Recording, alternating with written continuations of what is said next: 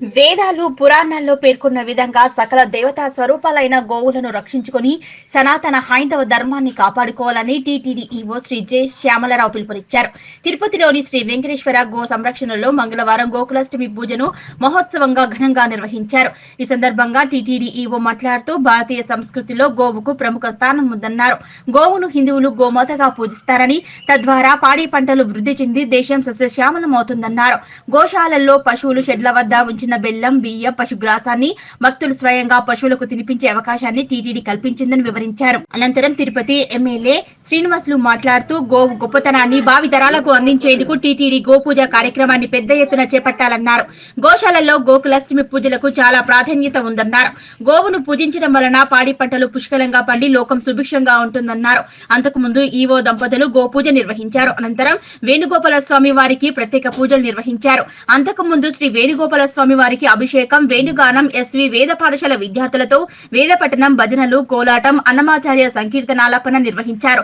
తర్వాత ఎన్పీడబ్ల్యూ విద్యార్థినులు నిర్వహించిన సాంస్కృతిక కార్యక్రమాలు ఎంతగానో ఆకట్టుకున్నాయి. సాయంత్రం హిందూ ధర్మ ప్రచార పరిషత్ కళాకారులతో హరికథ వినిపించారు. ఈ కార్యక్రమంలో జేఈఓ శ్రీమతి గౌతమి, సివిఎస్ఓ శ్రీధర్, గోశాల సంచాలకులు డాక్టర్ హరినాథరెడ్డి తదితరులు పాల్గొన్నారు. గో సంరక్షణశాల గో పరిరక్షణ కోసం ఎంతగానో కృషి చేస్తుంది. అలా ఎన్నో కార్యక్రమాలు నిర్వహిస్తుంది. వారికి ధన్యవాదాలు, డైరెక్టర్ గారికి అభినందనలు తెలియజేస్తున్నాను. అలాగే ఈ కార్యక్రమంలో నేను పాల్గొనడం నాకు ఎంతో ఆనందంగా ఉంది. శ్రీ వెంకటేశ్వర గో సంరక్షణశాలలో టీటీడీ ప్రతి సంవత్సరం గోకులాష్టమి వేడుకలను ఘనంగా నిర్వహిస్తుంది. ఈ సందర్భంగా గోపూజతో పాటు ఎన్నో సాంస్కృతిక కార్యక్రమాలు కూడా నిర్వహిస్తున్నాము. అలాగే ఈరోజు కూడా ఈ కార్యక్రమాలు ఇక్కడ నిర్వహిస్తున్నాము. ద్వాపరయుగ పురుషుడైన శ్రీకృష్ణ భగవాన్ని జన్మదిన మహోత్సవం సందర్భంగా గోకులాష్టమి నిర్వహించటం మన సాంప్రదాయం. అలాగే సనాతన ధర్మ పరిరక్షణ కోసం హిందూ ధర్మ పరిరక్షణ కార్యక్రమాలని ఎన్నో టీటీడీ తరపు నుంచి చేయడం జరుగుతుంది.